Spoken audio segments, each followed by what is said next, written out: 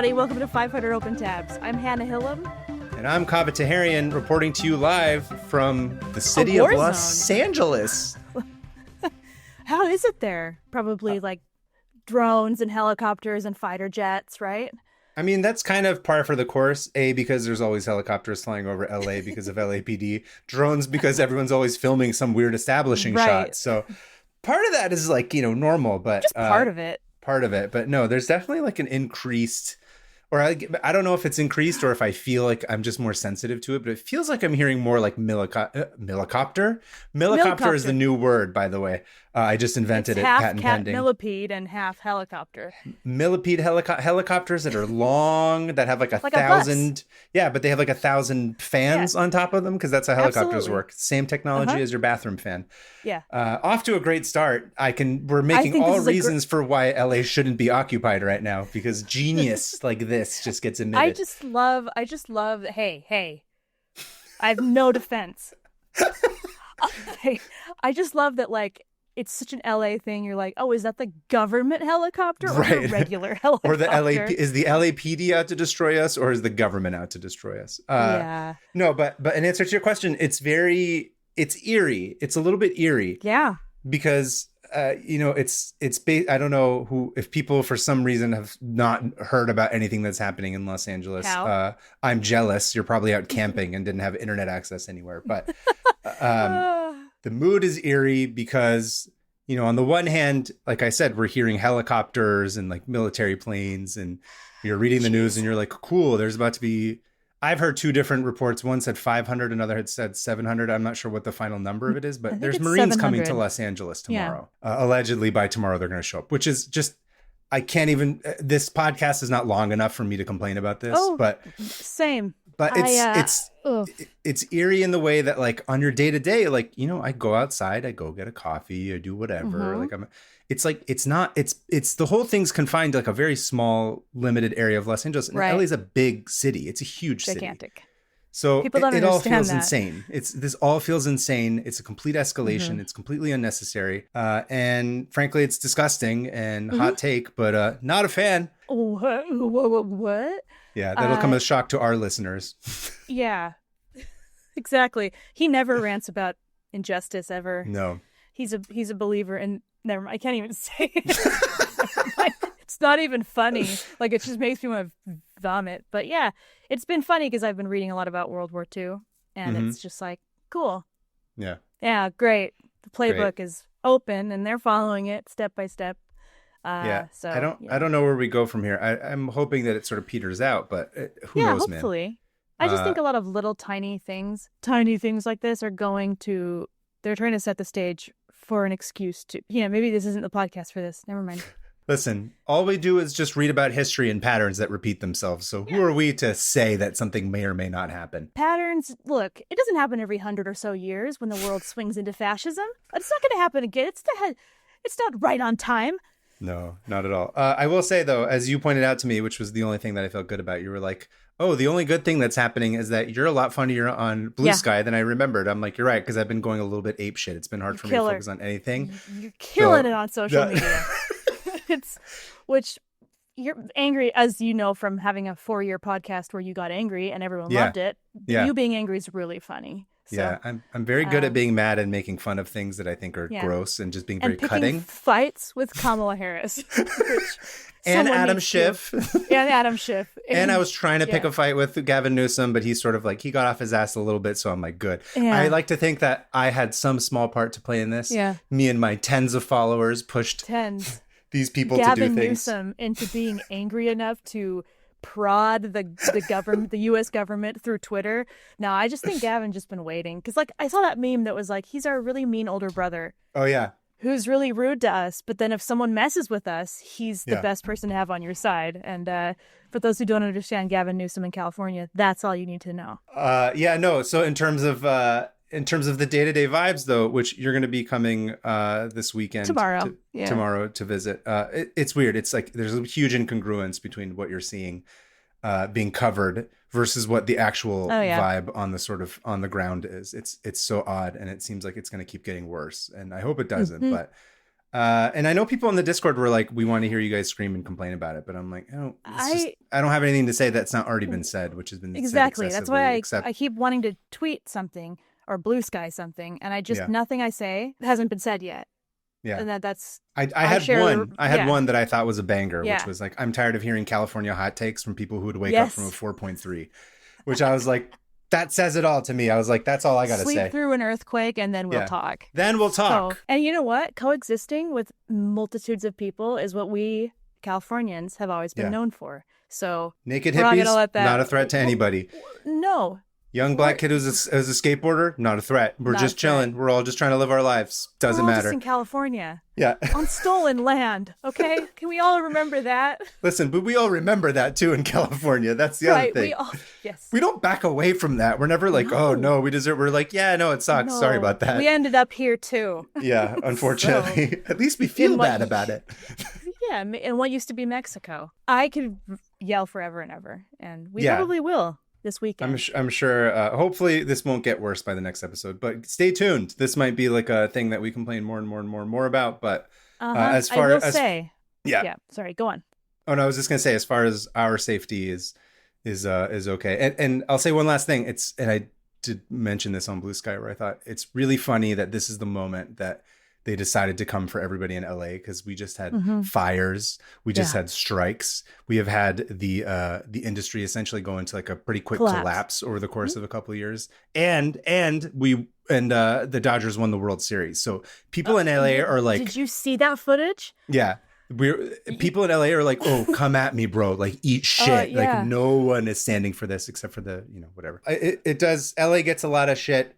Mostly from us within Los Angeles. As it deserves. Yeah. As it deserves, because we shit on it. But at this moment, we're like, no, this isn't it. This is not, you're not going to come for us for this kind of shit. No, absolutely not. Absolutely not. People are, and I will say, if hardcore. It does escalate, it will not be because of people in LA. Just know that, everybody. It never is. No, it's never been because of that. The news will try to tell you that it is. Again, I don't think anybody listening to this would never know. Is worried about that. But yeah, no, it's weird. Anyway, that was our 15 minutes of yelling about the world. Very concise, honestly. We kind of got to the point. I'm surprised it didn't really devolve into anything. In this. Yeah. I've been reading this constantly all day, barely able to focus. Yeah, I've been like that as well. And then, of course, I've had deadlines too, which... Love it. Right. Love having deadlines and a show. And like, if I don't do this, I won't be able to pay rent because the industry's collapsing. But also there's Marines coming to potentially arrest and fight and kill people. I don't know. Doing your things. Life's great, you guys. Everything's wonderful. Can't imagine why people have lost faith in this system. Yeah. No one's being laid off up here, not in giant swaths of hundreds of thousands. It's fine. Well, you were distracted, obviously, but I believe you are going to be up first this week because nevertheless, we exist. Speaking of fascist idiots overtaking otherwise peaceful countries, today I'm going to go dive right back into my series, which is LGBT people during World War II. Yep. I believe we're up to B. B, and Boeing sexuals. I was about to say, at long last. I've been saying I'm a Boeing sexual, but unfortunately, it does not stand for Boeing. What? It stands for bisexual. I know. Support withdrawn. Okay, I'm a huge fan of Boeing. I'm not even going to mention what happened this morning that I read on the news that is devastating. Oh no, I can't. I can't even think about anything. Why did you say anything? I'm sorry. The Boeing sexual side of me came out, but continue.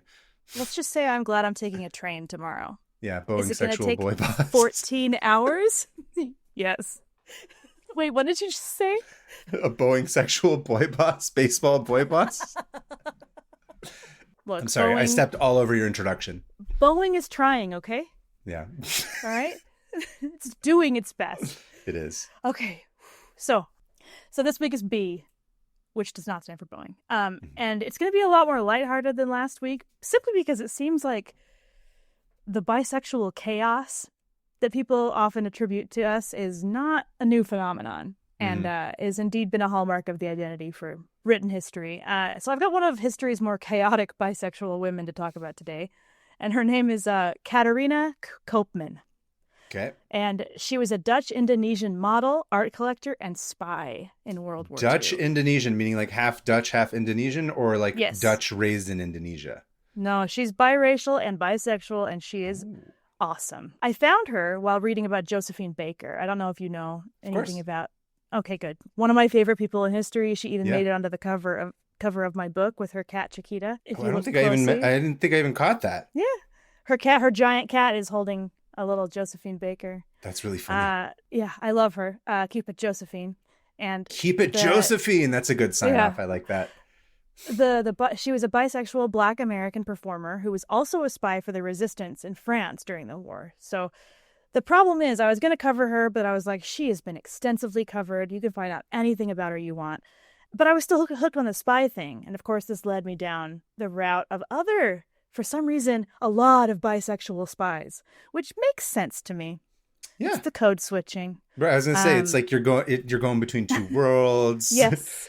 You can kind of understand both of them or relate to them. You confuse both sides. And you kind of become, they kind of became like these little like, that's how they live because they're crazy. No one can really quite peg you in one way. No. So it makes sense. They all think you're a slut. That's the thing. Here's the thing. Yeah. Through all of history, and even now, that is one of the very untrue stereotypes of bisexual people, is that they are loose, slutty, whatever. The only stereotype of bisexual people I have right now is the lighting, because that's all I ever hear about. Is like, but there's always some lighting package that follows them around everywhere they go. That's all I know about bisexual stereotypes. Oh, I should have done your whole tab in bisexual lighting, Hannah. Missed opportunity. Maybe we can fix it in post. I have a big bisexual flag. I got to get out for Pride, but I should have hung that up.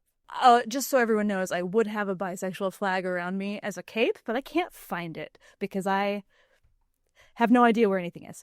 Yeah. Okay, back to it. So a lot of times bisexual people kind of get pegged as these like, we'll sleep with anybody, sluts. And in this case, it kind of was a good thing that they thought of her as this, because it enabled this person to hide very well. Hang on, I got to catch my breath. It's tiring being insane.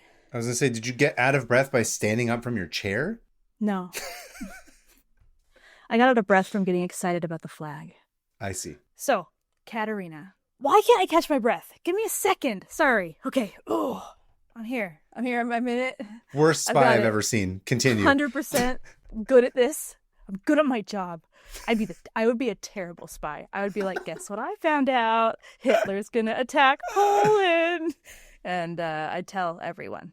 Okay, back to Katerina Koopman. Katerina was actually not known by Katerina during her lifetime. She was known by Toto, which was the name of her dad's favorite horse.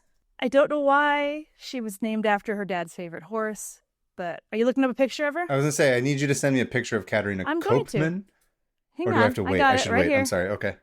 Give me a second. Okay. Well, you said Dutch Indonesian. I don't think I've ever seen a Dutch Indonesian person before. I was curious. She looks like she's half Asian. Yeah, she does. She's beautiful. She's a model. Oh, she's gorgeous. So, Katerina Toto, I'm going to call her Toto from now on, Toto Koopman, was born in 1908 in Salatiga on the island of Java. You trying to look like her? You look just like her, beard and everything. Born on Java. On Java, which was at the time part of the Dutch East Indies. It was colonized by the Dutch. And if you want to be extremely sad, go read about the Dutch East Indies sometime. I'm not going to get into it. Her parents were a Dutch officer named Jan Koopman and a Javanese woman named Katerina Westrick. So she had one brother who ended up becoming like a famous tennis player. These kids were like very good at what they did. Yeah. Her parents were actually very progressive, and she was educated and treated the same as a young boy would have been, and as a white Dutch person. So her dad and her mom were married, and at the time, if you were mixed race in the Dutch East Indies, you would be known as a green Dutch person. Green I don't know Dutch? why. Yeah, I don't know why they called it that. Apparently, hopefully not forest green, although I think we cut that part out, so people are going to have no idea what I'm referring to. Yeah. Go join the Patreon. We yell about colors like toddlers would. And she had these very progressive parents who kind of imbued in her this pride in her ethnicity, which I thought was really cool for the time.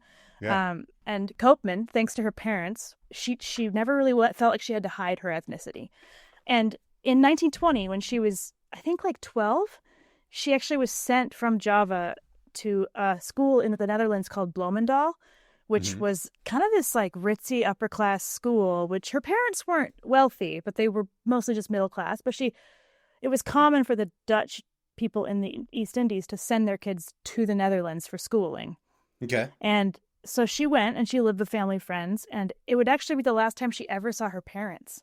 What? Which, yeah. Oh, no. And don't worry, she survives the war, too. Like, she just never saw them again. Because they get... are you going to get into that? Or I don't is it just know. because... No, oh. I just don't know. They just never... She never goes back to Java. And they're like, I don't really want to leave. You know, I got a... Who's going to feed the cat? Yeah, the cat we have here. Yeah, my knees really hurt when I got to be on a boat for 37 hours or however long it takes. I hate boats. Yeah. I think it would probably take like a week. Anyway, while she was at this school, she realized she was really good at languages and like picking up languages left and right. So she learned to become fluent in German, French, English, Italian, and Turkish. Okay. And all of the people who spoke to her in these languages said that she had like perfect pronunciation. She sounded like a native, which great spy material. How old is she again when she goes to school? 12. And then she continues at this boarding school. Yeah. So I went overseas, as you know, like in middle school. Oh, yeah.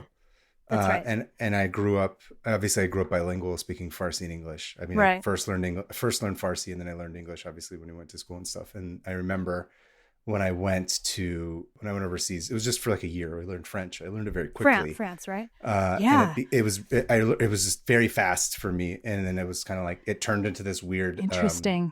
What's the word I'm thinking of? Because English is such a strange language that doesn't make any sense. Mm-mm. I remember being like, oh, like the reason I learned French so quickly, I mean, part of it's just I was 12, but the other part of it, I was like, oh, there's rules to this language. So once you kind of understand the structure of it, it becomes very easy. And then of course it's like, oh, it's a Romance language. And then you're like, whatever, Latin-based stuff. And then so like, there was one point where I was kind of picking up Spanish pretty quickly as well as a result of it. And so I could see how you full on, not that I'm saying that I'm like this spy genius like this lady was, but I'm saying I remember having experienced it on some level and being like, oh, I can see how it sort of perpetuates itself too, where you're like, oh, it's cool. And then people think it's impressive that I learned this language, and you sort of get excited to learn more. And it's like, I can see how you end up learning like 5 or 6 of them in a row. 4 or 5. Yeah. Yeah. Just especially if you keep going at it. Especially if you grew up bilingual, which she probably did. And again, this all kind of comes back to like what I mentioned last week is when you are a marginalized person, you tend to experience the world and take from the world what would not necessarily be given to you naturally. Do you know what I mean? Whereas she being bilingual, biracial, bisexual, was able to bridge all these divides and learn these languages and kind of blend in wherever she went, which was one of her incredible personality traits, is that she endeared herself to everyone. Yeah. And despite racism, despite homophobia. I'm relating to this of the moving to different places, picking up different languages, having the other part too is just moving a bunch. Aside from, you said the bisexual part of it is and biracial part, but also moving is, you go one of two ways when you move a bunch. You either become weird and ostracized and afraid to make friends, or you just become where you're like, I'm forced to sort of like adapt so that I don't get bullied and beaten up. So we get along so well, I think. Yeah, seriously. Like I think we've both talked about how we've both lived in like 13 or more different houses or places before we were countries. Like 20 or something. I think the longest I lived anywhere was for 7 years. Yeah. And it freaked me out. I was like, am I going to die here? What is this? This isn't what stability looks like. Yeah. But no, it really gives you a look into another person. It like you said, it forces you to adapt. Yeah. And that is exactly what Toto did when she got to the Netherlands, because she came from a beautiful island with like gorgeous weather, and she goes to the Netherlands and is like, this place is so cold. Sucks. This place sucks. And what she really loved was that they were so close to Paris, and some of these rich kids she lived with would go to Paris often and like buy clothes, and so she kind of got in on that, and she started being really interested in clothing. And she started dressing really eccentrically, because when you're already, again, marginalized, it's like, may as well just go all in. And she started dressing differently and she cut her hair differently. She really stood out. And she did not hide the fact that she was interested in women as well as men. When she was asked to wear different clothes, she was like, no, no thanks. Well, you talk to my parents, they're not here. And in 1928, after school was over, she moved to Paris and started working as a model. And her family was disappointed because they were like, that's just one step above being a prostitute. And she was like, whatever. You guys aren't here. Again, what do you got you against prostitutes? Here. Yeah. Why don't you get on a boat about it? Why don't you come over here and stop me? Exactly. Anyway, and she first worked as a model for Coco Chanel. Wow. But she got weird. She said she got a weird feeling about Coco Chanel. I was going to say. Yeah, she didn't like her. She didn't like how she would touch her. She didn't like the feel of her. She didn't like being around her. Everything about Coco Chanel gave her the heebie-jeebies. And she was onto something as Coco Chanel would later go to join the Nazis and kind of never apologize for it and be hanging out with Italian fascists. So she began getting jobs all around Paris after she quit Chanel, which is crazy to me. Like, if I had gotten a job with someone and I've quit based on vibes, that's an insane decision to make. Like, I don't like the vibes here, so I'm quitting this amazing opportunity. Like, that takes like a lot of guts, you know? Yeah, I agree. I also would never quit because I've never been fired, and I'm always terrified that I'll never get another job again. So I'll usually just end up being abused forever. Much like this podcast. I won't let him leave, you guys. He's begged me. I kept trying. She won't. Look. I have nothing to say to that. I was going to say, I'm looking. Just begging you. Please don't leave. Don't leave! She began getting jobs around Paris and started working for Vogue. And she would wear their clothes. They would wear the clothes out and be photographed by Vogue around the city. And kind of like a walking billboard for these different designers. Influencers of her day. Yes. No, it's really like an early influencer where she'd go and like, because she was so charming, because she was gorgeous, and because she knew how to like talk her way into things, she ended up becoming friends with aristocrats, designers, models, actresses, politicians, kind of just was able to go between all these different groups. This is literally the premise of Zoolander, by the way. So far, like, yes. Models get access to like the most exclusive areas. They're trained to do whatever you tell them to do, and then it's like, it's true. It's the whole premise of that movie. It's really funny. Unfortunately, I don't think Zoolander is going to go down the same path as this one, but we'll see where it diverges. Obey my dog. I haven't seen Zoolander. I remember I watched Zoolander and I was in the worst mood that day, and I just sat through it like this the whole time, like glaring, refusing to think it's funny. And I haven't seen it since. Oh my God. All you're doing is hurting yourself. I know. I learned that. Being in a bad mood. The thing about Zoolander I remember is that so it came out in like October or something of 2001. Okay. So like obviously 9/11 had happened like 6 weeks before or something. So everybody was sad and angry and upset and confused. And I remember when that movie finally came out, it was like this weird release where everybody was like, oh, we haven't like really laughed about anything for a while. So it became, and I was a freshman in college. So it became the movie that we were like obsessed with. And then I got the DVD and we just watched it like over and over. I've seen that movie so many times. That's how Hot Rod was for us, except I love Hot Rod. We watched Hot Rod. Beans. I had a Wait, no, after 9/11 you're saying? No, just in general in college. I see. Like, we'd get home from class and watch like either Hot Rod or all of Arrested Development. We watched through Arrested Development like I think probably 15 times over the years. Yeah. And Hot then Always Sunny in Philadelphia. We had the first 4 seasons of that on DVD. Yeah, Hot Rod is so funny. I gotta watch Zoolander again. Maybe also, I love that was the balm for 9/11. Balm meaning BALM, not bomb. Oh, yikes. Yes. Sorry, that was the Neosporin. I don't know. The anti-itch cream for your hemorrhoids after 9/11. The 9/11 hemorrhoid, I needed some preparation. Wait, no. Preparation I'm going to end this. I'm going to end everything. Keep going. Okay. I'm going to keep going. So Zoolander. Mugatu is just like hanging out in the shadows. Yes, hanging out with everybody. But she's not dumb, so it doesn't really work. Sorry. But people think she's dumb. That's the key. People think she's just this flighty. She's very flirtatious, and she does not hide the fact that she has affairs with people, men and women. And so people are like, whoa. But she just does it so like unapologetically that they don't even know what to say. Mm-hmm. Like, there's absolutely no hiding. She's like, yeah, this is my girlfriend, Tallulah Bankhead, the famous actress from, Hitchcock movies. Mm-hmm. And this is just stuff like that, they would hold hands in public and people would be like, I guess that's just what they're doing, which is wild to me. They'd all be talking about her behind her back.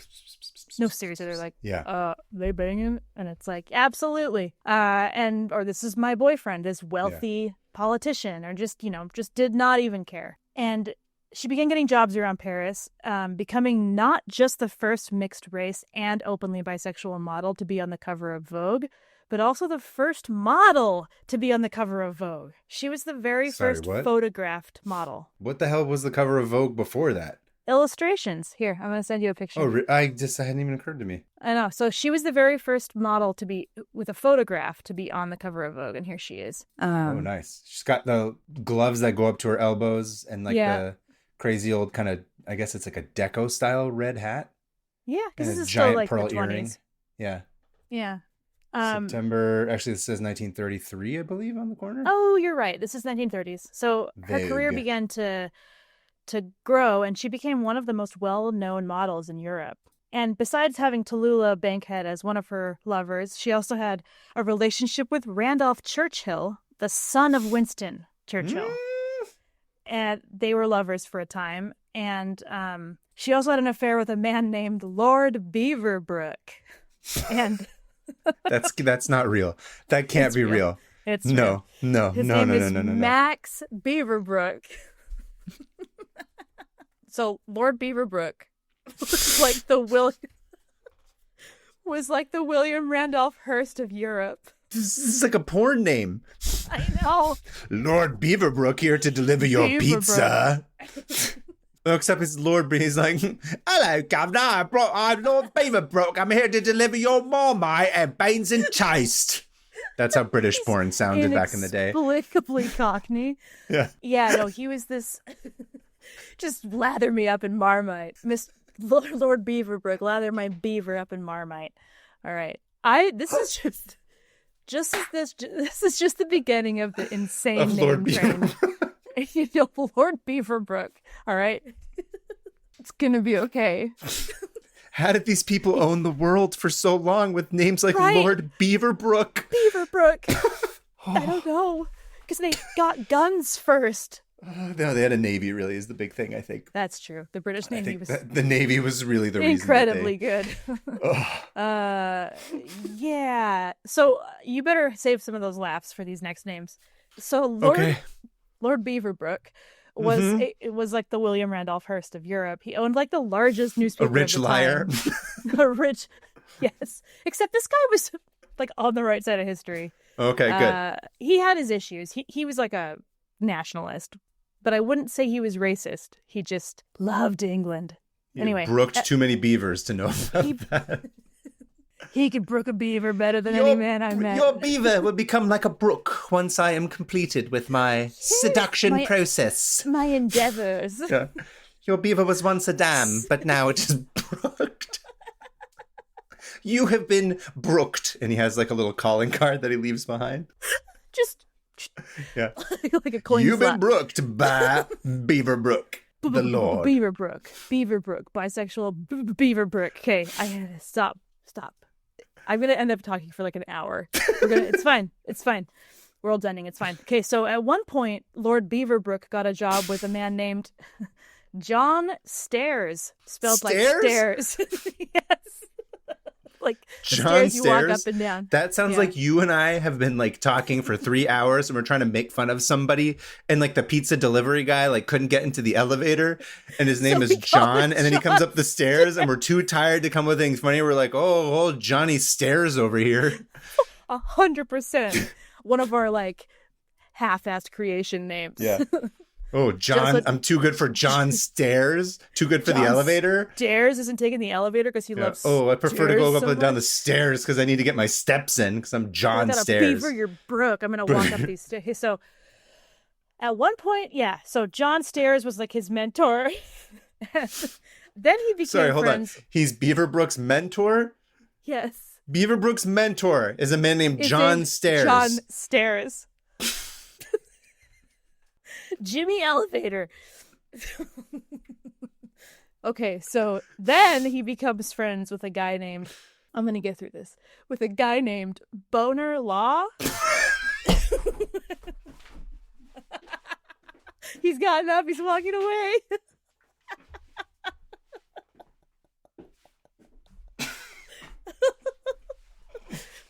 No, you're lying. No, I'm No, not. no, this is not possible. His name is Bonar. Bonar Law. I think Boner's his middle name. But I was too obsessed with it to even look up his first name. Boner Law? Boner The first Law, rule of Boner Law is don't dam the Beaver Brook. Don't dam the Beaver Brook. Take the stairs. Take the stairs. So these men. Anyway, Boner Law. Please tell me he was a lawyer. He was the Prime Minister of Britain. Oh, really? Yes, but only for like 6 months because Did he go to law school? Probably. Oh my God! Please tell me he opened up a firm afterwards, just called Boner Law. Boner Law. His name was Andrew, but he did not go by Andrew. He's like, I'm gonna go by Boner, which respect. Do you want to see a picture of Boner? Not sure I do, Hannah. I believe that's called workplace harassment. Boner Law. He just looks like a guy humorless. with a mustache. Yeah, he does look like he's never laughed in his life, despite being named Boner. Yep. So he was the Prime Minister of the United Kingdom right after David Lloyd George, who was the first Welsh Prime Minister, actually. And then he was only in for like 6 months. Yeah, then he went limp. 6 months. And then he could only keep it up for 6 months. Look, it's hard. It's not.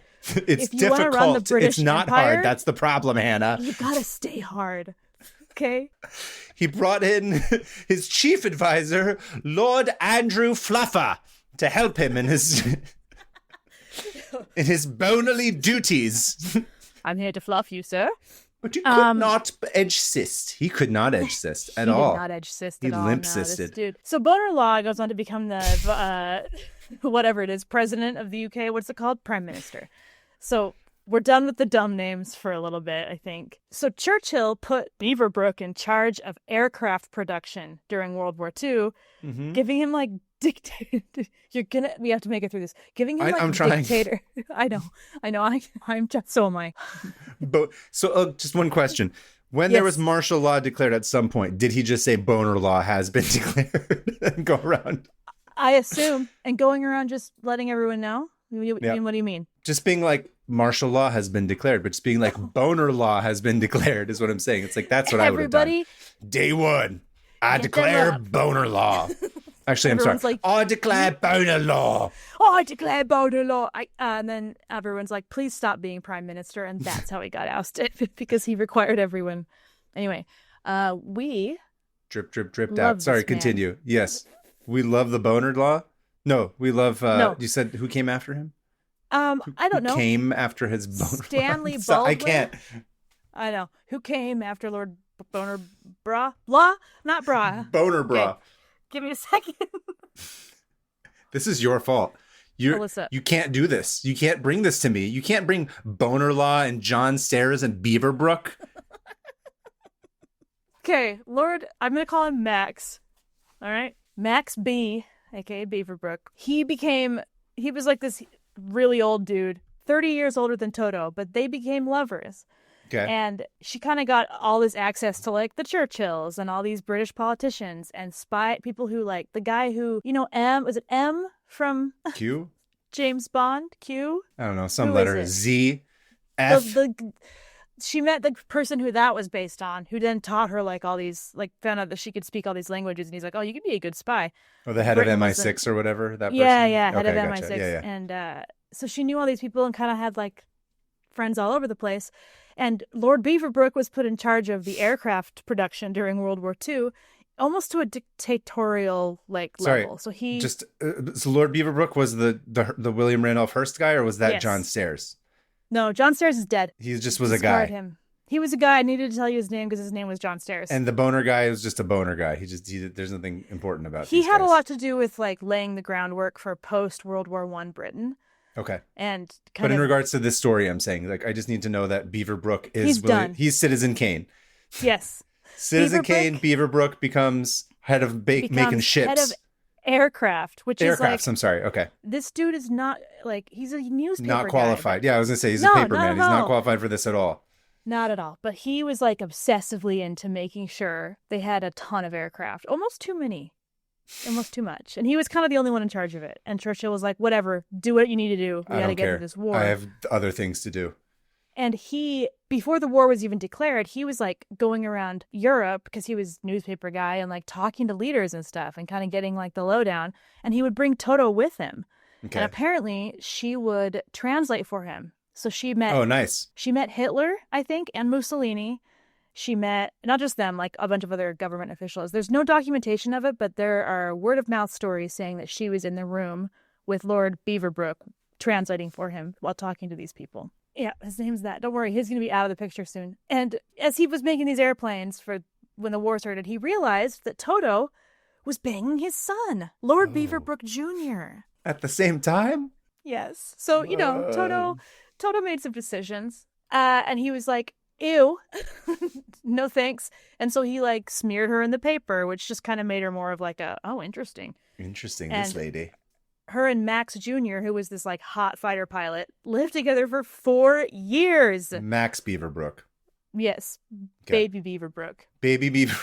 That's too much. I can't do that. We have to be done. Yeah. Yeah. No more of that. No, just you crossed the line now and I'm like, oh no. Yeah, now I saw something I want to unsee in my mind. I put it to rest. Okay. Finished it. Good job. It's actually pretty good. I'm glad that you did that. It's over. I can't fixate on it anymore now because it's been ruined. Now I know that's your limit. Yeah. So finally, after them living together and him and his dad becoming estranged, Lord Beaverbrook was like, look, I will pay you a stipend every month for the rest of your life if you do not marry my son or even be with him. And she was like, okay. So she broke up with his son and took the money. And so there she was. She had money. She had freedom. She was not tied to anybody. And it was around 1934 that she started, she'd been gathering information for him. And then at some point, this is where it gets hazy. She goes to Italy pre-war, and she actually has an affair with the son-in-law of Mussolini at one point, and is present in many meetings with the fascist government, the pre-war fascist government. And she would pass what she found to Beaverbrook and to also some of the British connections she had back in England. This was even pre-war, so like when things were still kind of heating up, and she was just around in Italy. And by 1939, she had met an Italian resistance fighter. So this is after the war had been declared, and Italy was like, we're evil. And so she fell in love with an Italian resistance leader who she would like sell all of her jewels and furs to like fund the resistance in Italy. By then, she was full swing working for the Italian resistance, spying for them, still kind of going around those like top echelon circles, social circles, gathering information, memorizing plans for battles, and memorizing tank designs, and then drawing them later. She had an incredible memory, like an amazing photographic memory, and she would, and she was not, no one suspected her. That's the thing. She was just this like, good time girl who banged guys and gals all over Italy. And it took about 2 years for the Italian police to start kind of realizing, like, hang on, celebrities are moving around. No, they thought, they're like, this is weird. She's everywhere, like all the time. Everyone loves her. Why is she here? Why does she move around so easily? And so she was arrested. Mm-hmm. And they were like, hey, we've noticed that you've been all over the place. Do you want to spy for us? And she was like, no. Okay, no. No, she was like, no, in over my head. Because she's already been spying for... She was not one to be a double agent, just because I don't think that was in her personality. Mm-hmm. And she refused, and they were like, oh, okay, well, now we're going to have to keep you. So they sent her to a detention camp. Ugh. And several remote detention camps in Italy. She escaped from one of them. Nice. With another spy who was being tortured, who was close to death. And she was like, we got to get this guy out of here. Yeah. And so she got him out and herself out. And then she went and hid in the mountains, caves in the mountains near Perugia, Italy. And kind of hopped around from safe house to safe house, started helping escapees find asylum in and out of the country through all of her contacts. Mm-hmm. And she was caught again. And she escaped again. Do you find out how she escaped from all these places? Not this time. I have no idea. No helicopter escape, no Baby Bell cheese. No, she didn't make a gun out of Baby Bell or yeah, exactly. She gets on a helicopter with what's his name? I already forgot his name. I don't know. It was your tab. You think I remember anything? Do you think I remember anything? I just got squeaky. Sorry. I don't remember his name. Beaverbrook. Michelle Beaverbrook, helicopter enthusiast. A millicopter. A millipede copter, yeah. Millicopter, remember? That's what it was. Fine, you're right. Whatever.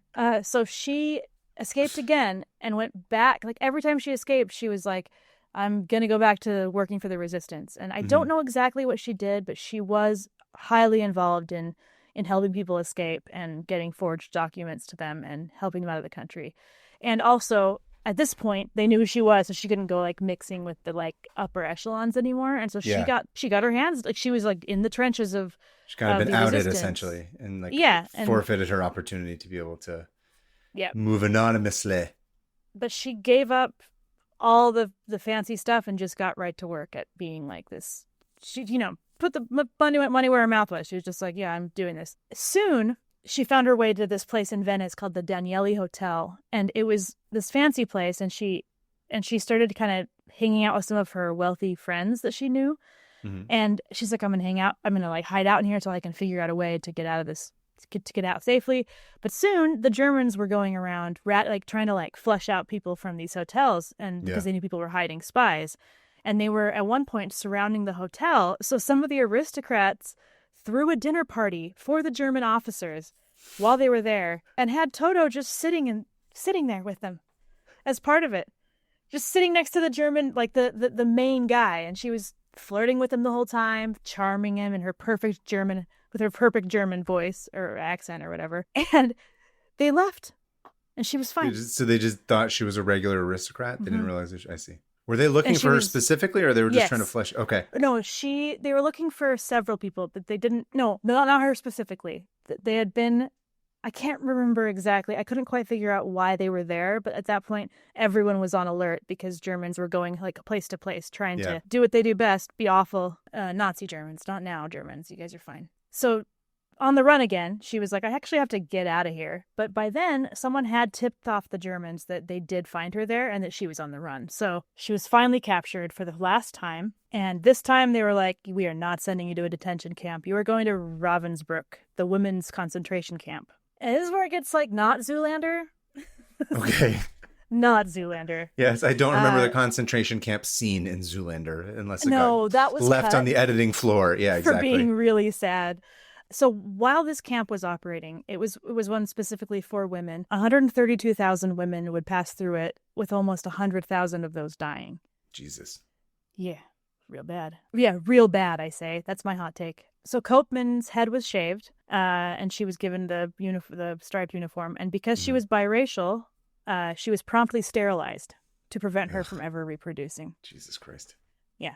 She was able to convince them that she was a nurse from London and began helping in the infirmary, quote unquote infirmary, which is actually just an experimental, where they would experiment on people. And she would sneak food and try to sneak medicine and stuff for those people who were being experimented on to lessen their pain and boost spirits. And she was even able to make certain medical records disappear completely, which was awesome. She herself was also subjected to harsh medical experimentation, including they would wound her and then test the wounds with different chemicals to see how it would infect. And this went on for months and months and months until the Swedish Red Cross actually was able to convince Himmler to release 7,000 of these women. Really? And yeah, I'd never heard How did they do that? I don't know. I had no idea. Crazy. I didn't look into it, but isn't that weird? I'd never heard about that. That's weird. I'd never heard of anything like even that, like remotely sane happening in the middle of all this. Right. Convincing Himmler of anything? Just being like, you know what, you're right. I'm going to let 7,000 people out. Are you kidding me? What the shit? And I think a lot of them were political prisoners because I think she had the badge that was an upside down red triangle that was denoted a political prisoner.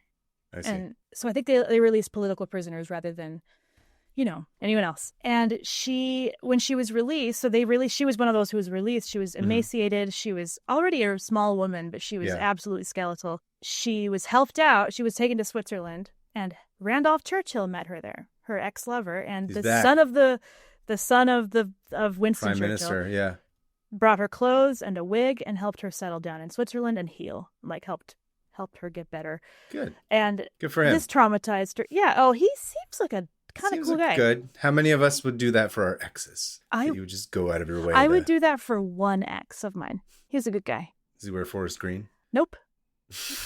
Again, a joke that no one knows what I'm referring to. I just wouldn't. Sorry. So it was in Switzerland that, this deeply traumatized Toto. Of course, and I don't think she was ever the same, understandably. It kind of took a lot of the light out of her. But in Switzerland, while she was recuperating, she met a woman named Erika Brausen, who was an art collector and gallerist who had also been involved in the resistance. And they fell in love. And she and Erika ended up moving to London, to where Erika was based, and they opened the Hanover Gallery, which was specializing in showing modern art, aka degenerate, not the art the Nazis considered degenerate, specialized in showing modern art, and even debuted Francis Bacon. It was his first. Wow. Yeah, and Marcel Duchamp. Oh, wow. And they lived openly as a couple together at a time when they could have been arrested. Toto did not speak about the war afterward and kept a little bit of a lower profile, and she just seemed like she just wanted to settle down. Yeah. And so she and Erika were together until Toto died in 1991.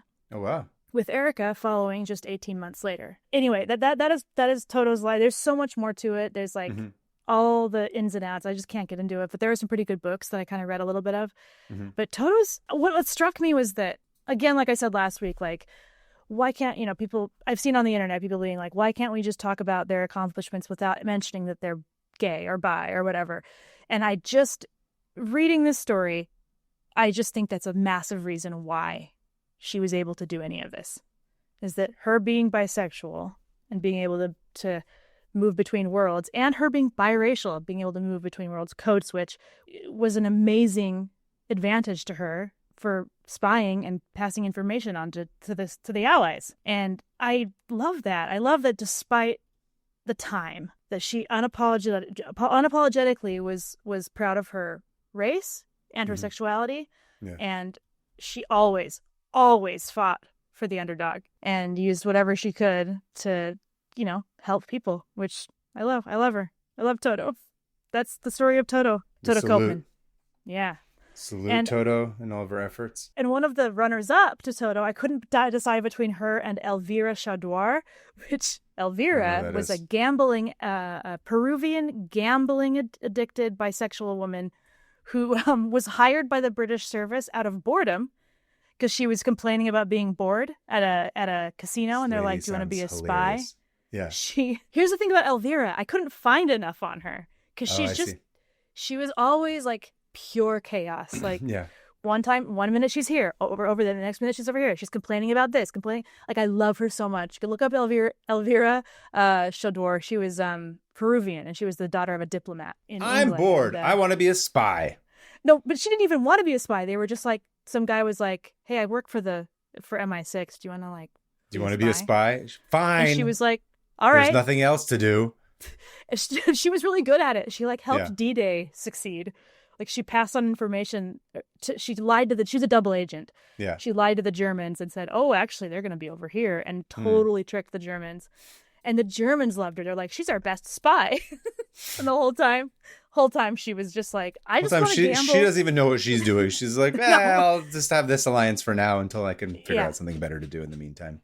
But lifelong gambler, absolute hilarious, funny, really funny person. So she's great. Look her up. But yeah, that's Toto, and love her. That's awesome. Thank you for that tab. It was wonderful. We salute Toto, the first photographed. That's the other thing that's crazy to me, is like somebody with all of this.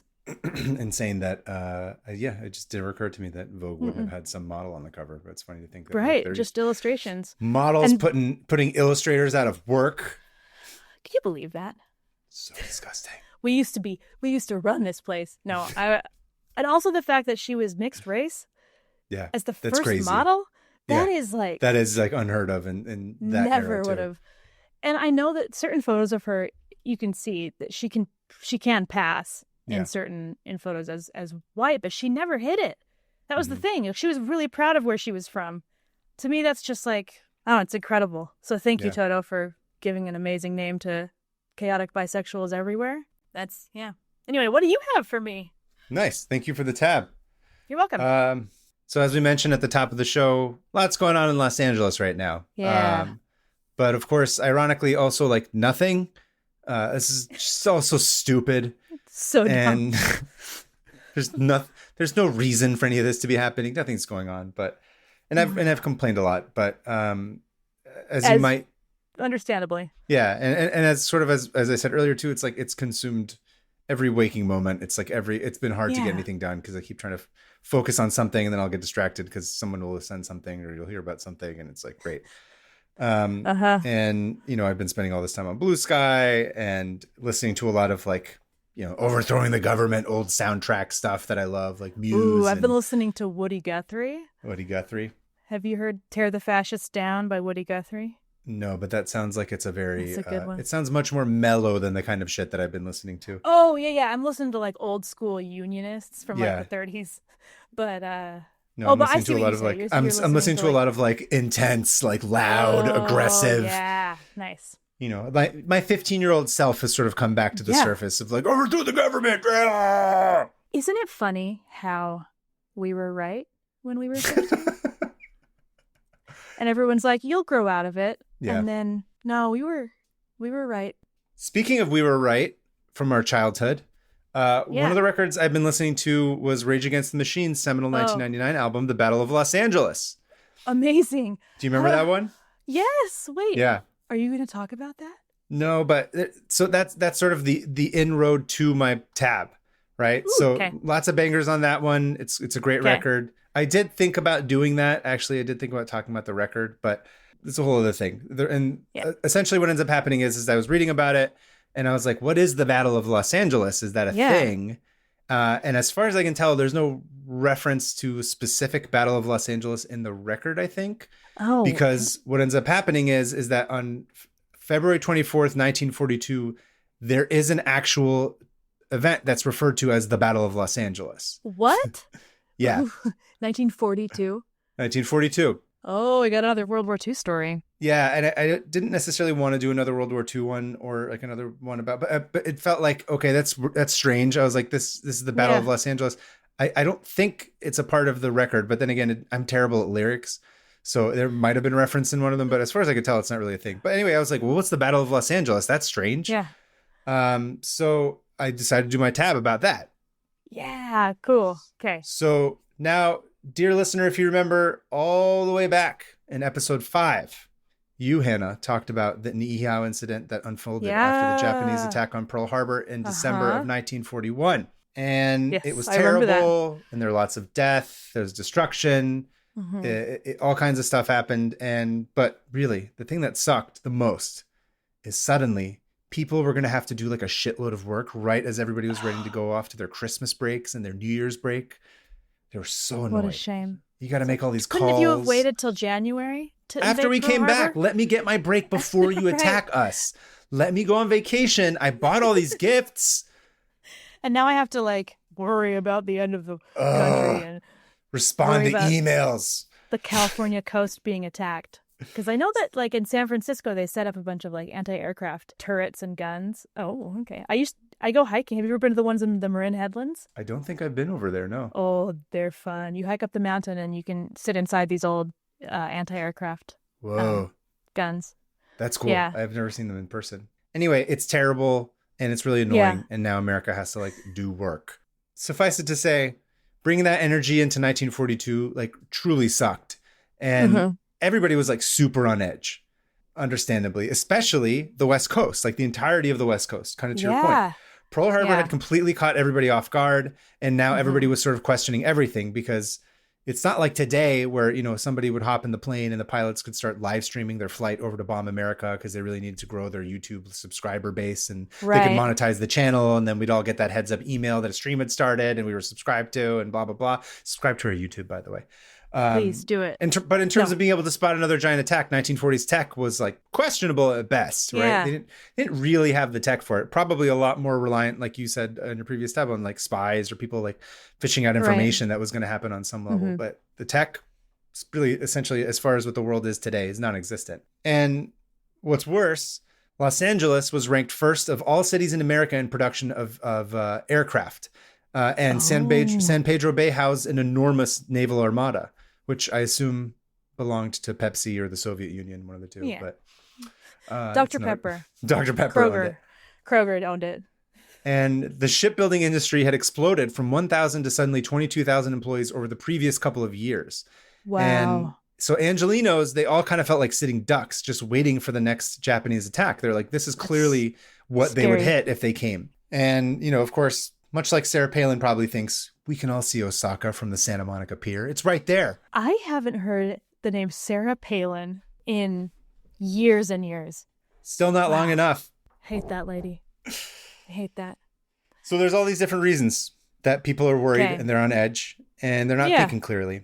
And America starts coming up with these ideas. So they're scrambling and they have to come up with these stopgaps in case there's another attack. And kind of like what you said, one of the things that they did was, what did you call it? You said that was on the Marine Trail. The anti-aircraft. Yeah.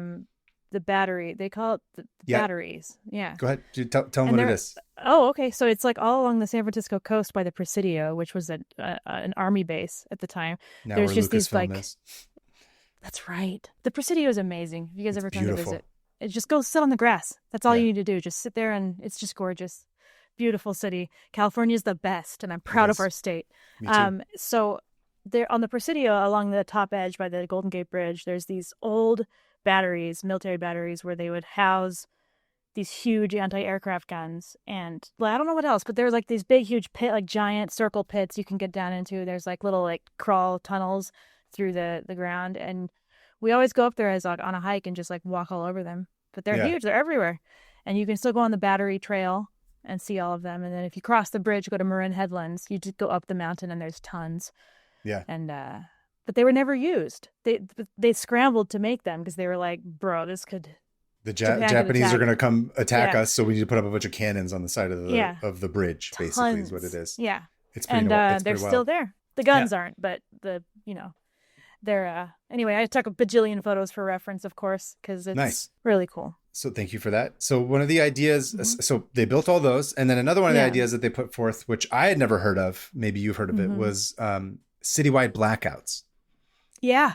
Yes. Did you know about this? I didn't know about this. So the thinking was that somehow, if the Japanese did manage to make it all the way to the heart of Los Angeles, despite all the horrible, horrible sky traffic on the 405. The helicopters everywhere. You can't even get through. Bro, these days? Yeah. You kidding me? There's the LAPD, there's the military PD, the military helicopters, there's the millicopters, there's also all like the press. The skies are just filled. What a... Someone's texting and they're not paying attention to flying, and you're just like you're honking your horn straight into another helicopter. Oh, it's disgusting. I would never get in a helicopter ever, unless I had to be life flighted somewhere. I am so scared of helicopters. Hot take Hillam, hating on helicopters. Yeah, that's why they call me Hannah Helicopter hating Hillam. Helicopter hating Hillam. Apologies to all of our helicopter pilot listeners. And our helicopter listeners, go to hell. A copter. Go to helicopter, okay? Anyway, so the idea with the blackout was if the Japanese managed to make it, they would fly over to LA, and it was all of a sudden it would just be nothing but darkness, because it's very hard to do a night strike if there's no lights anywhere. Right. And then the pilots would get all confused and think they'd like taken a wrong turn. And then they'd have to look at like a Thomas guide, and their son, who's in the passenger side, would have to like turn on the overhead light. But then the pilot dad would start screaming at him because he's like, I can't see. And then they'd get into a big argument about not being able to read a map without a light. And what difference does it even make? And it's not that bright. And the disappointment from like parent and child would get so great that all the planes would just crash into each other. And boom, America wins the war. The end. Wow. That didn't just give me an perfect little window into your psyche. Can you imagine having to go bomb people with your dad the pilot? We would get in a fight. Wouldn't say anything. He'd be like, just do it. And I'm like, what are you doing? He's like, I've made the decision to do this. It's like the tension between when you're in the back seat of the car and they whip out that big map in the middle of Nevada, and they're like, where do we go? And of course they argue, and you're like, the tension is awful. It's awful in here. Yeah. And you'd get out of the car, but you'd probably get killed by a coyote. You know what I mean? Yep. It's not fun. That's why I don't want to fly in a plane with my father as a pilot, as I fight for the Americans in World War II. No thanks. My dad and I, separate planes. Crossed. We need separate planes. Okay. Look, you'll work together, but not in the same plane. Yeah. I'll talk to him on the ground before we fly, but there has to be a clear chain of command where he listens to me if I give him an order. It's not going to happen. Not going to happen ever. Anyway, don't go into the military with your parents. You'll just do nothing but argue. But that's a story for another day. So everybody in LA surprisingly was like, hell yeah, this sounds like an awesome plan. Let's do it. Let's just turn off all the lights. Party. Everybody, of course, except Japanese Americans who were about to be whisked away to concentration camps that America Focus grouped and decided to rebrand as internment camps because it pulled better with voters. It really, and that's true, folks. Yep. That's true. Same thing. But the citywide blackouts, they were crazy intense. And every light was turned off, of course, and people closed all their curtains, but it went even crazier. Beach bonfires were banned. Movie premieres at the Chinese theater took place under a giant black canopy. Wait, really? Yeah. Even That's crazy. Cigarettes couldn't be smoked from fear of like burning ash and tobacco being seen all the way up in the sky. What? Yeah. Although vaping was okay, though. They were okay with vaping. Vaping was fine. Yeah, especially like the really horrific smelling bubblegum kind. It's okay. Also, boomers, they were allowed to talk on speakerphone with their flashlights and screen brightness turned all the way up because you can't do anything about that. But other than that, no exceptions. They're trying. Dude, I feel so much like whenever I find my flashlight is on, I'm like, I am a boomer. I'm just I feel shame. Air fry me. Just kill me out. Air fry me and put me into the wood chipper. It'll make it easier to break you down on the wood chipper. It'd be perfect. It'd be nice and easy. Then you can consume me in like a nice little drink. Anyway, all this smoothie. This sounds insane, obviously, but of course, remember, this is we were saying 9/11 earlier. It's like, Pearl Harbor was the 9/11 of their day. They're just like, no. Oh, yeah. Remember Pearl Harbor? Oh, do you want to get attacked? Do you want to get bombed? Pearl Harbor. Well, do you remember how there was like all the planes were down for like 2 weeks after 9/11 and how quiet the skies were? Yeah, except for the Bin Laden family apparently being allowed to leave America. Are you serious? That's a conspiracy for another day. Oh, I'm about to go open some tabs. I actually never followed through to see if any of that was real, but I do remember that was the conspiracy of back in the day. Anyway, of course, everyone's freaking out. They're still in that panic, but also there were a couple of additional incidents that added fuel to this fire. That, again, I did not know about this. While the Japanese couldn't send more planes all the way to Los Angeles without an aircraft carrier, they did send submarines. Oh. Did you know this? No. So on December 23rd, 1941, a Japanese sub sank the oil tanker Montebello off of California's coast. What? Yes. I did not know that. That's terrifying. So part of that was, I think the submarine had come at the initial Pearl Harbor attack and it just like kept going and like attacking stuff. And it did manage to reach almost the California coast and sink that tanker. And then there was another attack on the lumber ship SS Absaroka the very next day, causing minor damage and killing one crew member. Dang. And on February 23rd, a cruiser sub entered the Santa Barbara Channel and began firing on the Elwood oil field just 10 miles north of Santa Barbara.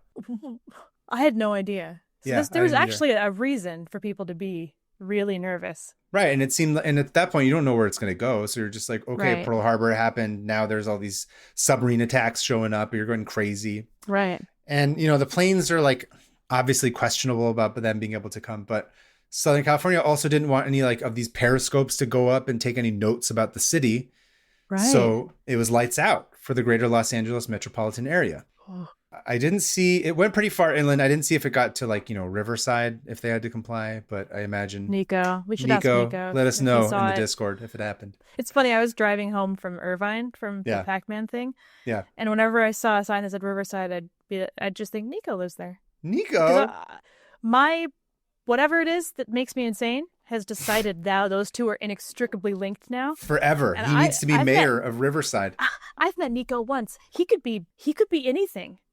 We've totally, what did you say? You're like, it's reverse parasocial. It's reverse parasocial. We have a reverse parasocial relationship with one of our listeners.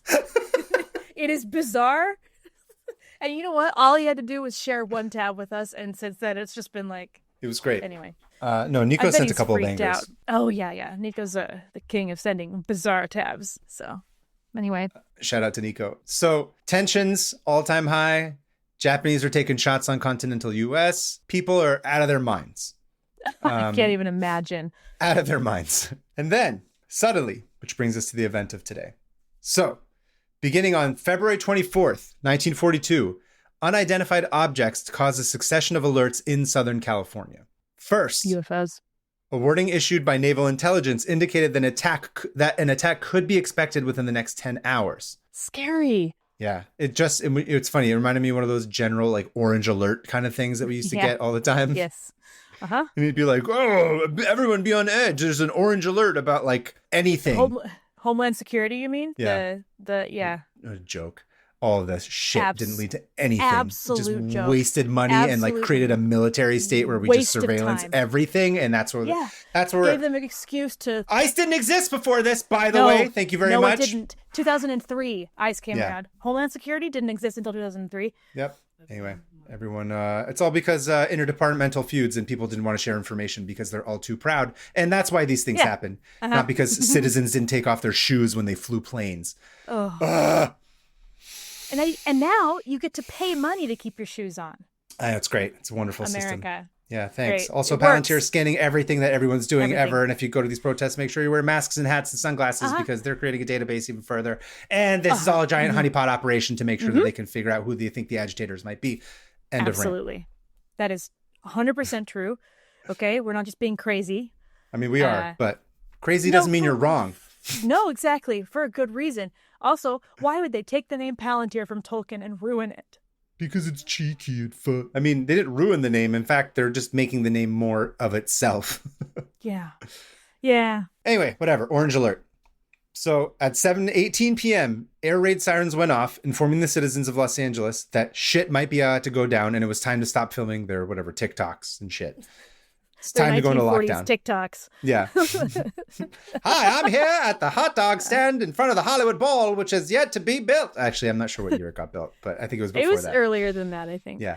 What would be at 19? I'm here on Hollywood Boulevard, which is totally empty because there's no traffic. Cars? Things are great. The 3 cars I've seen in the city? That's it? I don't know. Yeah. I'm here with Roger Rabbit. Anyway.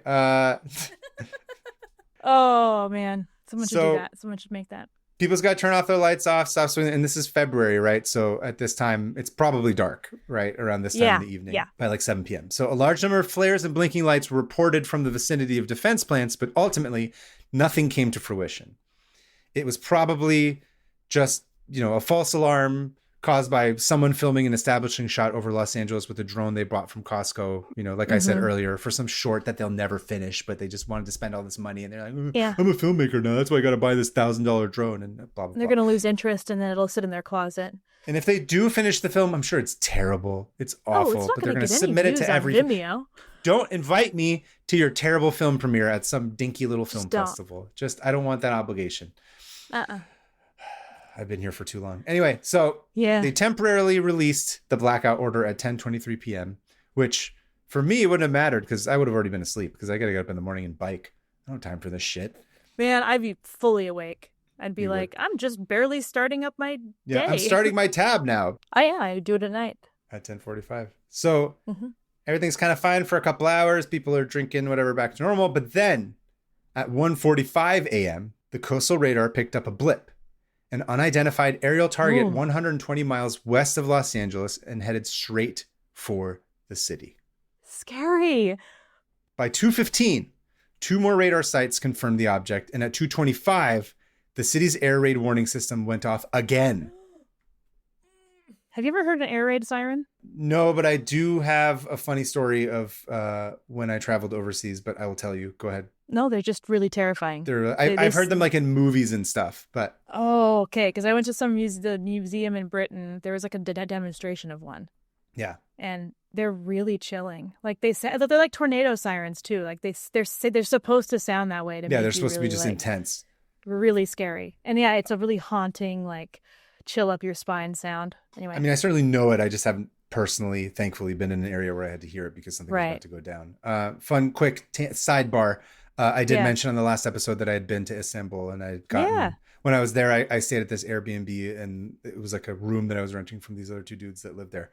And when I got to Istanbul, it was like, 1 p.m. or something almost. And I was tired and I was like jet lagged and I kind of just fell asleep on top of the mattress, on top of the bed. Mm-hmm. And then I don't remember exactly what the time was when it happened, but of course there's the Muslim call to prayer that happens, 5 times a day. Right. So there's an alarm that goes off to like let people know in the city. So I just woke up and like, whoa, like what's going, because I was in like a deep kind of jet lag sleep because I was so tired and I was freaking out and I was like, what's going on? And I was totally confused. And then I was like, oh, okay, it's the Muslim call to prayer. And I fell back to sleep. And then later, when I had a conversation with the hosts, they're like, how are you doing? Like, did you manage to take a good nap and like get some rest? And I was like, yeah. And I thought this was funny. This is a funny, like cultural, like of a misunderstanding moment. Clash. Where I was like, it was really crazy. I was like, I went to take a nap and then I heard this sound and I thought like a nuclear bomb was about to go off. And that's what that was. And the guy gave me this look like I was the most racist person ever because he thought that I was saying that like Muslims have bombs that are going off. And I was like, oh, no, that's not what I meant. I'm talking about in America. And then he sort of got it. And then he started laughing and he was like, oh, okay. But it was funny because I was like, oh, here, I'm the person that's like far removed from all the Middle East stuff. I was like, usually I'm the person that has to defend this. Anyway, here I am being slightly racist toward, or being perceived. That's really perceived funny. as racist, yeah. But I was like, my affiliation is with this is nuclear bombs, but it's nuked. Completely removed from the religion. Anyway, it was just a fun little, I still remember that, it being like, that's a fun little moment I had with my Turkish hosts. Anyway. And just like the different, the collision of cultures. It's completely a collision of cultures, You have to like talk through, because if you don't talk through it, it's like, it can easily end badly. Yeah, because that's what we're conditioned in America, is you're just like, nuclear bombs are about to go off, that's what that sound is. You're about to die. Yeah. Anyway, so that was my side point. What was I saying? So. I don't know. 10 p.m. What is it? Oh, no, I'm sorry. 2:25. 2:25 is when this starts going off. And all of a sudden, the blackouts ordered. Thousands of air raid wardens were summoned to their positions, and shit was tense. And everyone's on pins and needles. And they're waiting and waiting and waiting because they have no idea what's about to go. And the tension builds until suddenly, at 3:16 a.m., around the Culver City area, the city's searchlights swung around to something in the sky. Because... There are searchlights at this point, because they're like, if they end up, they're not going to just be totally dark. They're going to be able to have to like focus something in the sky to be like, this is where we are. There's no like 3D like virtual reality headsets that people can say. So you just got to be like, over here, shoot this. They just use a huge flashlight. Basically, that's all it is. Yeah. Which here's an example. It's not on anything specific, but here's a really crazy image of like them exemplifying what it looks like when they did focus on something. That is really cool looking. Yeah. It looks like it just looks fake. It looks like someone painted like luminous lines on top of a photo. It looks like aliens are abducting 17 different people. It's true. It does look like that. So they do that. 3:16 a.m., the city's searchlight swung around onto something that's in the sky. And in an instant, the 37th Coast Artillery Brigade began firing machine guns and aircraft shells into the air at a reported aircraft. Wait, they didn't even like check? That was all they needed. This is all the tension. So I think this is a moment. They claim that this is the photograph. It just kind of looks like they're shooting at a bunch of lights in the sky. So it's like, what boom, are they shooting boom, at? Boom. These are huge guns, like you said. Massive. So down is up, up is down. Nobody knows what the shit was going on. People are just shooting in the air with these massive guns, and it's super loud. I see the outline of something. Go on. I don't know. Never mind. And of course, the guns being fired, they almost sound like bombs themselves are being dropped onto the city. Everyone's probably like freaking out. Everyone absolutely just loses their shit. And this is an industry town, right? Everyone all the grips and Teamsters and shit are like, yeah, I've seen everything, like kid, like whatever, but not this. This is a whole other level. And this is like in Los Angeles. And Americans are obsessed with like owning guns and the Second Amendment and all that crap, but it's like, it's cosplay. Like most civilian people would absolutely lose their minds when any kind of military attack starts fall happening. Apart. Yeah. Because I hate to say it, but like your gun isn't going to stop anybody with a drone. Yeah, exactly. With bombs, certainly. Your militia isn't going to stop a facial recognition drone copter. Yeah. Anyway. Go on. So suddenly the information center is just getting flooded with calls. People are reporting like enemy planes. Jeez. Even though the mysterious object tracked in from sea seems to just not be on any radar anymore. And at 2:43 a.m., planes were reported near Long Beach. And a few minutes later, a Coast Artillery colonel spotted about, quote, 25 planes at 12,000 feet over Los Angeles. At 3:06 a.m., a balloon carrying a red flare was seen over Santa Monica, and 4 batteries of anti-aircraft artillery opened fire, whereupon the, quote, air over Los Angeles erupted like a volcano. So they're just blasting. That's when they started blasting. I blasted him. Exactly. Quote, from this point on, reports were hopelessly at variance. And according to the New York Times, residents from Santa Monica southward to Long Beach, covering a 39-mile arc, watched from rooftops, hills, and beaches as tracer bullets with golden yellowish tints and shells like skyrockets offered the first real show of the Second World War on the United States mainland. By sunrise, the Battle of Los Angeles seemed to finally be over. And at 7:21, the Regional Warning Center finally issued an all clear and the city was able to return to normal. So all night, people probably thought that they were shooting down Japanese airplanes. Yep. All night. Yep. Oh, my goodness. What were they shooting at? Do we know? I'll get to it. Oh, thank goodness we know. I can't wait. Oh, I don't. No. I didn't say that. I'll get into like some ideas. Okay. But anyway, the city by 7:30 in the morning, it goes back to normal. Normal in LA, of course, is like brunch on a Wednesday because the local industry is collapsing. There's also influencers in the middle of the street taking shirtless photos of themselves in front of palm trees while the LAPD flies helicopters overhead and the Marines show up to go to maybe war with American citizens. I don't know. In a Home Depot parking lot. Home Depot parking lot. But to quote Randy Newman, I love LA. It's like that. I don't know if you ever listened to the Decemberists. They don't seem like your type, but I do remember them, but I never really listened to them. There was a song about it's called Los Angeles, I'm Yours. And it's just the whole song is just being like, this place sucks. It's disgusting here. Everyone sucks. And I love it so much. And I always think about that when I'm in LA. Yeah. So after the dust had settled, Battle Los Angeles had indirectly resulted in 5 deaths due to car accidents that happened during the blackout. Because remember, there's no lights anywhere. Someone drove their car? Oh, yeah. People were learning to... I sort of read a little bit about it. Like, people had to adapt to driving in the darkness at that time. That's stupid. That's because why we don't do that. The blackouts happened a couple of times, or more than a couple, I think. Like, they were just practice. And then also, like, periodically, I think they would just do it. Actually, I think I saw... Did I have one picture of this?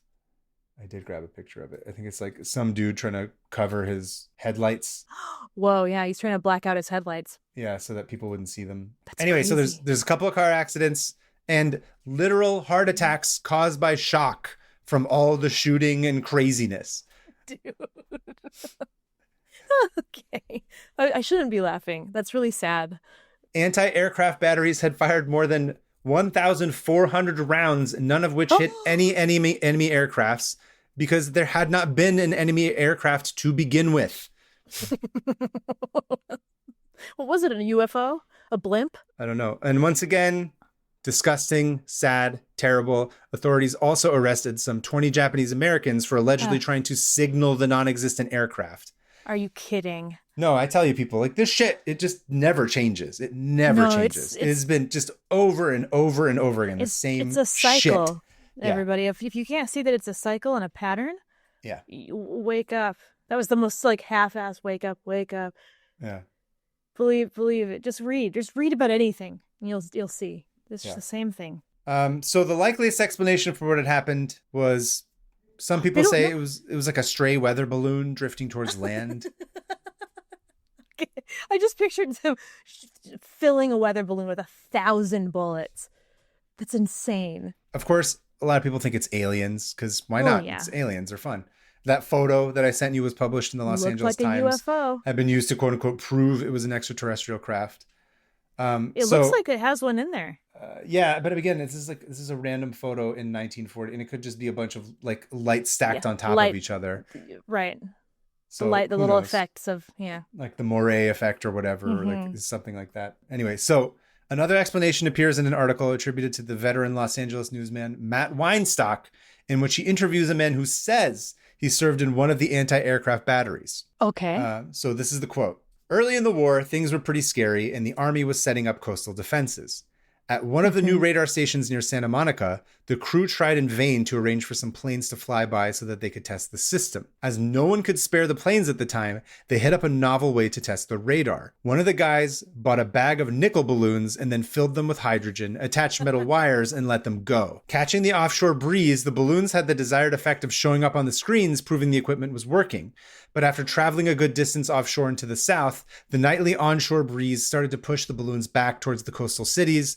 The coastal radars picked up the metal wires, and the searchlights swung around automatically onto the targets, looking on the screens as aircrafts heading for the city. The ack started firing, and the rest was history. This is not confirmed, and this is just one random person that like they interviewed, but that sounds right to me. That sounds right. That sounds like absolutely some idea that someone would have had. They didn't think it through all the way. Too specific to be like a conspiracy to me. Like it's like, let's test the system with some balloons, and then of course everyone's about to freak out anyway. So anything that shows up, like on pins and needles, tinderbox, the whole country at that point, I'm sure was just like ready and waiting. Yep. That's crazy, dude. I'm gonna say it's aliens because it's fun. It is more fun. Aliens is always the first answer for me because it's fun. Yeah. Because life would be so much more fun if it was just aliens all the time. It'd just be funny if it was like aliens going on a road trip and they accidentally take a wrong turn into a war-torn planet, and they're like, "Oh, we were told we weren't supposed to go here." And then hand me the Glip Glop Thomas guide, and then they get in a fight, and then they get in a fight, and their alien kid in the back seat is like, "I wish this wouldn't happen." Anyway, that is the Battle of Los Angeles, the first one. Anyway, we'll see if there's another one that happens in the next 30 more days that apparently they're supposed to be here, or even in the next 12 hours. We'll see. And again, it'll probably be a huge overreaction, just like 100%, just like this overreaction, except nothing happened. There's no reason for any of this that's happening currently. No. Dude, I love humans, man. I mean, we are horrible. We're horrible, horrible little creatures, but we're also like, we have such high tech and we have such trigger happy tendencies. Dumb brain. And we're ready to shoot at anything. And yet, I wouldn't say humans. I would say Americans specifically are the ones that love this. It's true.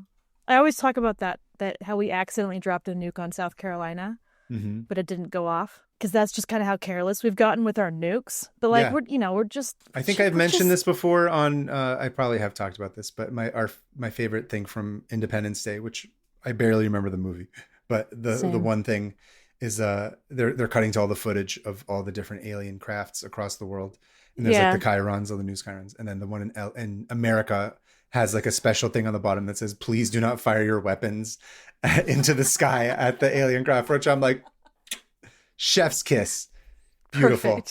Beautiful detail about America. Yep. Anyway. Oh, it's incredible. Thank you for that story. That's my tab. That was wild. I did not know about that. I didn't either. Anyway. I want to look at all these pictures. There's some fun ones. So now is the time that we go to close our tabs. What kind of sound effect would you like to use? Should it be giant turrets and guns and... Again, second week in a row. I mean, it's World War II. I didn't mean to do a second World War II one. We're going to do some anti-aircraft guns. Okay. Sounds. I don't know what those sound like. Yeah, let's do it. Okay, ready? 3, 2, 1. Close. Yeah.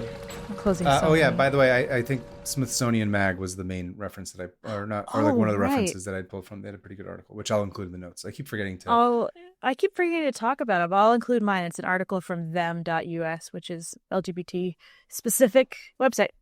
All right. Moving on to listener emails. You're up first. Listener mail. This is from Tanner in Utah. Hey guys, I love the show and just wanted to tell you about one of my recent open tabs. When I was at the Pride Parade, I saw people walking in the parade with a Zaqistan flag and had no idea what it was. Apparently, some Utahn named Zach Landsberg bought a chunk of land off eBay in 2005 and then declared it an independent nation. It has borders, border patrol gate, national monuments, and he used to grant citizenship with an optional $50 passport. He refers to all property taxes as, quote, tribute money to maintain peaceful diplomatic relations. I guess their nation is doing so well, they decided to leave to take part in Salt Lake City Pride. That's Tanner. Awesome. And I went and read about Zaqistan, and I have driven through Zaqistan so many times. I did not know it was its own little country. So you can visit these art installations known as the Guardians, which are like these big robotic metal sculptures that guard Zaqistan. And it's in the salt flats, so you can like pull over and look. And then there's like this port of entry that's like a tiny little like dinky shack. And what looks like a giant mirrored ball with large Barbie legs poking out of it. So what it seems like is that it's an artist's installation paradise. And Zach treats it like that, and so he can explore the ideas of nationhood and borders. Sweet. That sounds Isn't that fun. Cool? Yeah. And I am going to be driving through that area in a couple months, and so I do want to make a stop and see if I can see some of these things. Nice. Okay. Awesome. Moving on to email number 2 is from John the Mod. Hey, from famously in the Discord. John the Mod has been a very active member. And on top of that, guess what he sent? Oh. A voice memo. Yeah. It's very exciting. Hi, Kava and Hannah. John the Mod here from the Discord, delivering my tab on location at Walt Disney World. Not a lot of people know this, but the Vacation Kingdom is home to some very fascinating historical events. For instance, the Contemporary Resort, which this monorail I'm on is passing through right as we speak, the monorail, is where Richard Nixon held a press conference at the height of the Watergate scandal, where he famously declared that he was not a crook. If you ride it even further, you'll stop at the Polynesian Resort, where in 1974, according to assistant May Pang, John Lennon signed the papers that officially broke up the Beatles. Oh. That's the thing I love most about traveling. Coming across history in the most unlikely of places. Even at the most magical place on Earth. For the wonderful folks at 500 Open Tabs, I'm John the Mod. Back to you. Oh, we sound so cool the way that John signed off. Like, we sound like a real network. Like a news person. Holy shit. Whoa. That was amazing. I love that anyone who finds out anything about Nixon is like, I need to write into this podcast I listen to. These idiots will love it. Tell them about it. Thank you, John. That was fun. That was incredible. I like that you were on a monorail at Disneyland and we could hear it in the background. That made it even better. That was one of my favorites. That's fantastic. Such a good tab. Such a good. Thank you for thinking of us at Disneyland too, and just taking time out of your day at Disneyland to be able to do it. I'm sorry, Disney World. I believe is where he was. Same, right? Yeah, Disney same World. thing in my mind. Yeah. Oh yeah, Disney. And if you also want to send in a voice memo or an open tab that you've closed recently, you can just email us at 500opentabs@gmail.com. That's 500, and keep them under like a minute or two. Yeah. Also, in case you didn't know that we mentioned multiple times in this episode, we have a YouTube. Please go subscribe to the YouTube. Please subscribe to us on any kind of podcast platform. Anything you can do to help spread the word. If you know somebody who, I don't know, likes to get yelled at by their dad in the car while they're looking at Thomas guides, send them this episode. They'll relate to it. Someone who is bisexual and chaotic, send this episode. If you know an Italian resistance fighter, send them this episode. Some poor 90-year-old person being like, what is this? Listen, they might be excited to hear about this. Yeah, it's true. Yeah, and if you want to follow us, you can follow us at 500 Open Tabs. For me, it's at Hannah Hillam. For me, it's at PermaFriends on Instagram, and then Covetarian, my name on Blue Sky, in which I have been somewhat more active lately as a result of this. I'm trying to not be because I have work to do, but yelling who knows? At politicians. Yeah. It's been fun. Meanwhile, thank you, Alyssa, as always. Thank you. Thank you to all the listeners. And of course, in the meantime, who knows what'll happen between now and the next episode, but hopefully nothing. Yeah. But no promises. Hopefully nothing. Fingers crossed. Fingers crossed. Thanks, guys. Yeah. I'll see you at the. I don't think there's anything else we want to announce quite yet, or what? No, but no? I'm gonna say keep it Josephine. Keep it Josephine. I think the Josies will appreciate us shouting out Josephine. Yeah, Josephine. Yeah. She's great. In the meantime, keep it Josephine, and I will see you. What did you say last time? I will FaceTime you from the Gwen Stefani tribute toilet. From the Gwen Stefani tribute toilet to where you are at the Nikki Dixie Nixies. Dickie Nixie, right? It's a mess, dude. It's an absolute mess. Beaverbrook, keep it Beaverbrook. Keep those Beaverbrooks flowing. Keep those Beaverbrooks flowing. Don't let boner law get in the way, you know? Resist the president's urge to declare boner law. Yes.